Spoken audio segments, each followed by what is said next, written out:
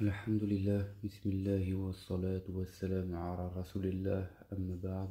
Chapitre numéro 20, Balaam.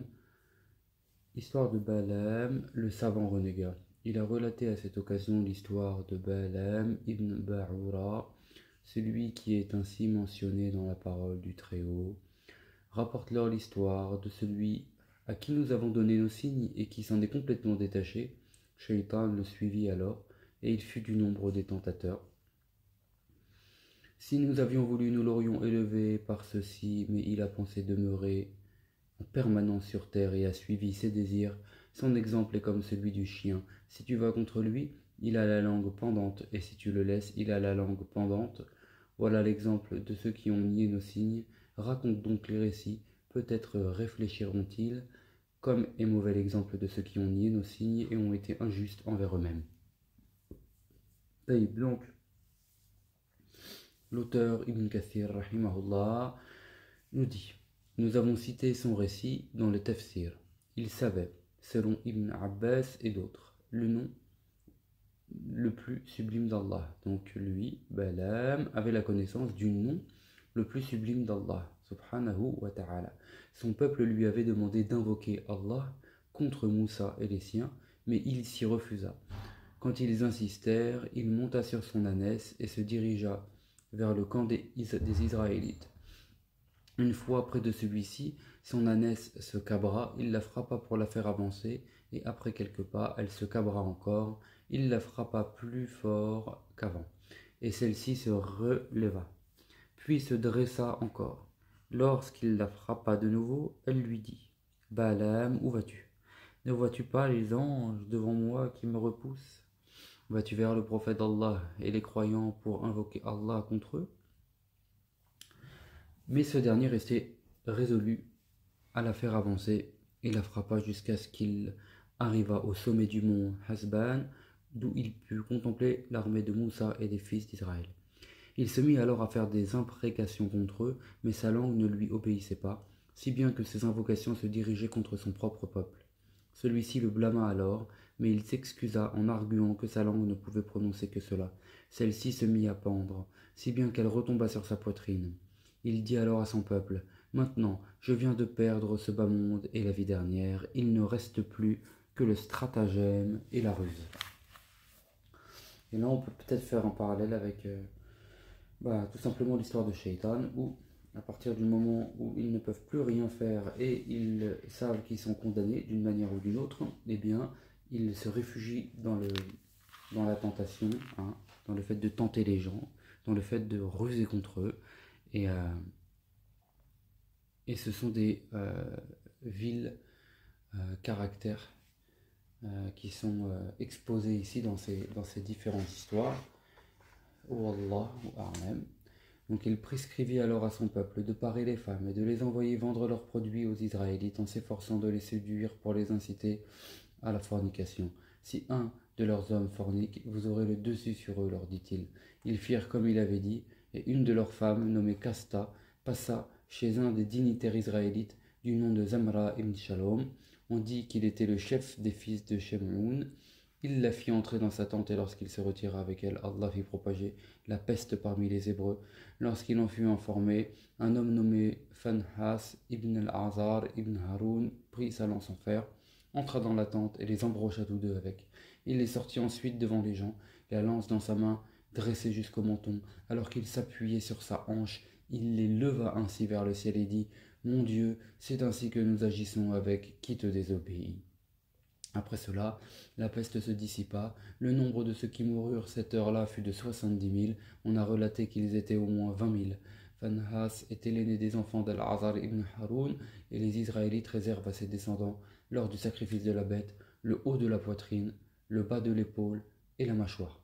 Ce qui a été relaté là par Ibn Ishaq sur l'histoire de Balaam est exact. Plus d'un savant parmi les prédécesseurs l'a mentionné. Il se peut que cela se soit produit lorsque Moussa salam avait voulu entrer à Bayt al-Maqdis la première fois alors qu'il venait d'Égypte.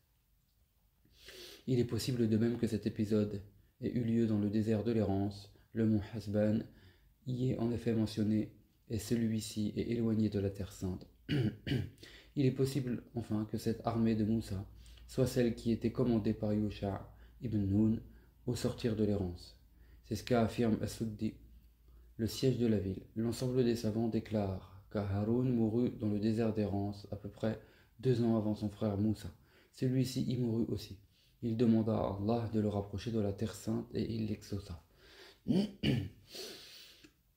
Ainsi, il semble que celui qui les a fait sortir de l'errance et s'est dirigé avec eux vers Bayt al-Maqdis soit Yusha ibn Nun. Les scripturaires et d'autres parmi les historiens mentionnent qu'il a traversé le Jourdain avec les Hébreux et est parvenu jusqu'à Jéricho qu'il assiégea pendant 6 mois. C'était une ville des plus fortifiées et des plus peuplées. Ils l'encerclèrent, sonnèrent des trompettes et prononcèrent d'une seule voix le takbir Allahu Akbar. Le mur de la ville se disloqua et s'effondra d'un coup. Ils y pénétrèrent, prirent ce qu'ils y trouvèrent comme butin et y tuèrent 12 000 hommes et femmes. Ils y avaient combattu de nombreux rois, au point que Yusha aurait vaincu 31 rois, donc 31 rois du Levant. Il termina son siège la fin du vendredi, après l'après-midi, ou plutôt après le milieu de l'Asr, lorsque le soleil était près de se coucher, et qu'ainsi le samedi allait commencer, jour qui leur avait été prescrit dans leur loi. Donc, il leur était interdit d'y combattre à ce moment-là. Il s'adressa au soleil, tu dirigeais, et je le suis aussi. Mon Dieu, arrête-le pour moi. Allah arrêta alors le soleil, le temps qu'il puisse conquérir la ville. Il ordonna aussi à la lune de s'arrêter à son lever. Cela indique que cette nuit était la 14e du premier mois. Il s'agit là de l'épisode du soleil rapporté dans le hadith que nous allons citer. Pour ce qui est de la lune, sa mention provient des scripturaires. Elle ne contredit cependant pas le hadith, mais est un supplément qu'on ne doit confirmer ni infirmer. On peut émettre des réserves sur la conquête de Jéricho qu'ils ont évoquée. Le plus probable est qu'il s'agissait de celle de Bayt al-Maqdis, qui était le plus grand objectif, alors que Jéricho n'était qu'un moyen de parvenir à Bayt al-Maqdis, ou Allahu A'lam. Plus loin, le soleil s'arrête pour Yusha'. D'après Abu Hurayra, le messager d'Allah sallallahu alayhi wa sallam, a dit: le soleil n'a été arrêté pour aucun homme si ce n'est Yusha'.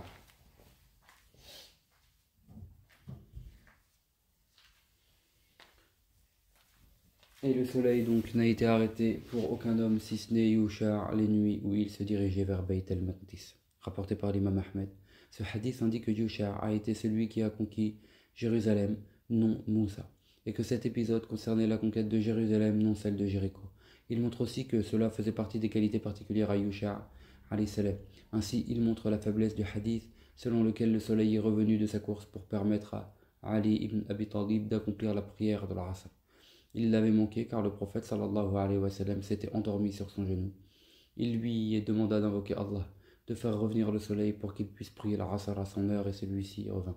Ahmed ibn Abi Saleh, l'Égyptien, a authentifié ce hadith, mais il ne fait pas partie, ou plutôt, mais il ne fait partie en fait ni des hadiths valides, ni des bons. Il n'a été transmis que par la voix d'une femme alide, inconnue, dont on ignore l'état. Autre hadith, toujours rapporté d'après Abu Hurayra, radiallahu anhu, le messager d'Allah, sallallahu alayhi wa sallam, a dit: un prophète était parti au combat. Il dit à son peuple qu'aucun homme ayant contracté un mariage, désirant de consommer et ne l'ayant pas encore consommé, ne me suive. De même, celui qui a construit un édifice et ne l'a pas encore revêtu de son toit, et aussi celui qui a acheté des brebis ou des chamelles en gestation et qui attend leur mise bas, ou plutôt leur mise à bas.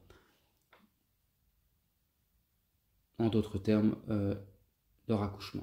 Il s'engagea donc et s'approcha de la ville au moment où on finit la prière du milieu de l'après-midi, ou près de ce moment. Il dit au soleil: tu es dirigé, je le suis aussi, mon Dieu, arrête-le un certain temps. Il fut arrêté jusqu'à ce que Allah lui donne la victoire. Ils rassemblèrent ensuite leur butin. Un feu arriva pour le consommer, mais il refusa de le consommer.